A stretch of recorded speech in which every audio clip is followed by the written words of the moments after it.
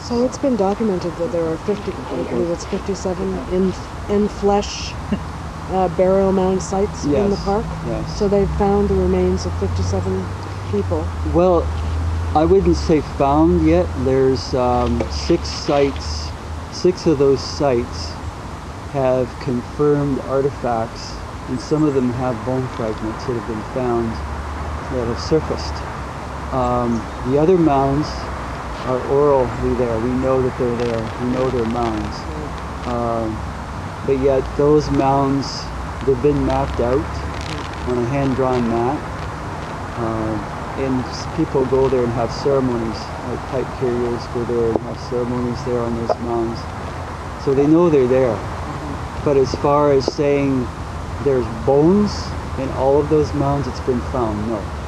Because, first of all, I'm not an archaeologist. An archaeologist is someone who destroys a site. That's basically what they do. If you want to say anything, I'm a preservationist. I want to preserve the site and bring it back to its natural state. And bring all those things back that have been found on that site and put them back to the ground in a big way, a ceremony. Because they belong to the ancestors, that's what we believe, you know, and that's why we're here, is to kind of be the guards of the site. Because anything that's found here, we're supposed to remove it. And I'm the only one that's authorized to do that by the Confederacy, is to remove it, to back it down, catalog it, put it in a plastic bag, document it, keep it in one place, and then when it comes time to put this all back together, then we know where those things were found, and they'll be put back where they were at. One of the issues that we were thinking about is, because this earth has been moved around so much, is even though we found that artifact in that spot, it may not be the exact spot that it was before. So that's another issue we're dealing with, is making sure it goes back to the right ancestor. And that's kind of difficult, in a spot like this. So, so that's why there's one organization dealing with this issue, and not all different organizations trying to do their own little thing here. Right. Because clan mothers and the chiefs have a lot of business to take care of out there. This is not the only issue they have on their plate. So that way, if there's only one organization dealing with them, they don't have all these other people bombarding them with calls and correspondence about this issue when they have one organization doing that. I wonder if you'd just tell us a little bit about the history of the mound itself. Sure. This mound is located near water. The lake shore used to come over there where those cars are running. Right. Not so far back in time, 1873, that's where the lake was at over there. And this body of water here, part of it's unnatural, part of it's natural. And that body of water is shown up on that map, along with this mound. So this mound has nothing to do with any construction of any kind from recent times. The city has tried to say that, but how can you justify finding mica, comes from West Virginia, obsidian that comes from way out west, Yellowstone Park, and even further than that, chert that comes from various locations, Fort Erie, from Collingwood, from Blue Mountain, all these different locations. How can you justify all these materials being found here when those are all distances away?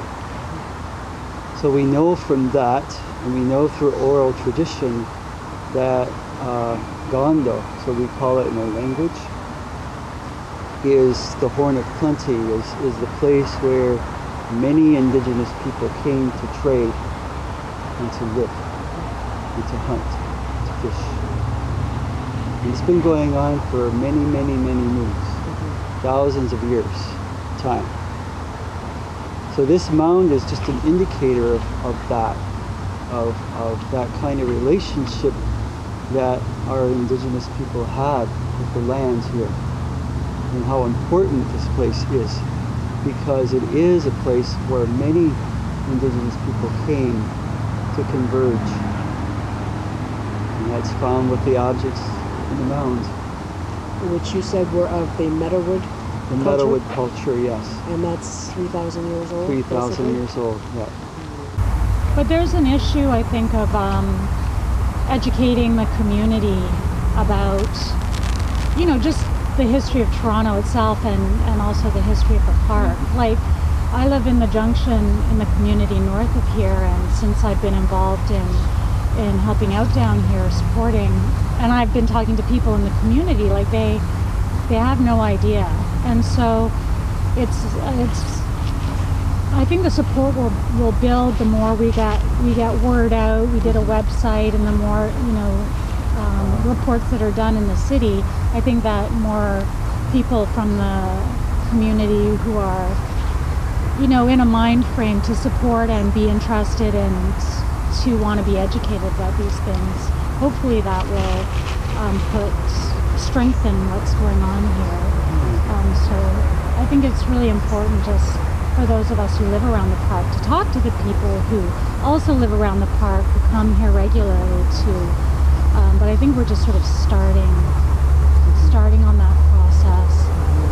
So, I mean, I'm trying always to invite people I know to come down and visit, and to hear Rasta Tanal speak, and others who are involved here to learn more and stuff. That's kind of a slow process, but it is happening. That's great. If I may, it will be a slow process, because any sort of social change, which is what we're trying to do, always comes step by step in very small increments. Essentially, you have to have a long view of what you want to do. You have to be very clear of what your goals are. And I think the very fact that we are showing that we're willing to work with the city, that we're willing to be peaceful, that we're willing to let them speak and do, regardless of what the outcome we see it as. The fact is that they're doing it and we're partnering with them, as opposed to being here, protesting, blockading. There's places for that, but because we're not doing it, that sort of gets them more willing to help us. And I have to say, with David as our leader, I certainly appreciate his leadership and, you know, his skill at negotiations, because there are times when I just couldn't do that sort of thing. And this is why I feel it a privilege and an honor to be able to work with this group, because with all the challenge that I've faced, you know, to know that sometimes you can make social mistakes and be able to make good on it, and be told, look, this is why it was a mistake, let's not do that again, and build on that. Tremendous, and this is why for Sean here, I think it's a fantastic opportunity for him to be here. I know that some of the BMXers can frustrate you and get quite upset about it, but unfortunately that's what they're willing to do. The community I live in, but Toronto and North America, I mean, it's, you know, there's a very strong force of settler control on how we see the land and how we see our communities. And our communities have a really interesting, vibrant history full of ideas and ways of living on the land. And for me, I'd like to see those, the awareness of that become part of the way that we live on the land in the communities that live around here. And I think people stand only to gain from learning and from supporting and from opening up to what is really here. Instead of just living a 9-to-5 life, making money and buying things for your kids. I mean, we're having a lot of problems in our society right now, and I think for us to open up to the history is a way to include more knowledge that can help us through some of the problems that we're facing in the community. Yeah. If you had something to say to everybody that was of the utmost importance, what is the most important aspect of this place to you in terms of its preservation? Well, for me, because I've been accused of just having one interest, and that was the ancestors. But in our culture is everything encompassing, all of life, past, present, and future. So whenever we do things and we say things, we're not only doing that action or speaking those words because of what's happened in the past, but also what's happening right now, and what will happen 7 generations down the road. Because anything we do, we have to keep all those things in mind.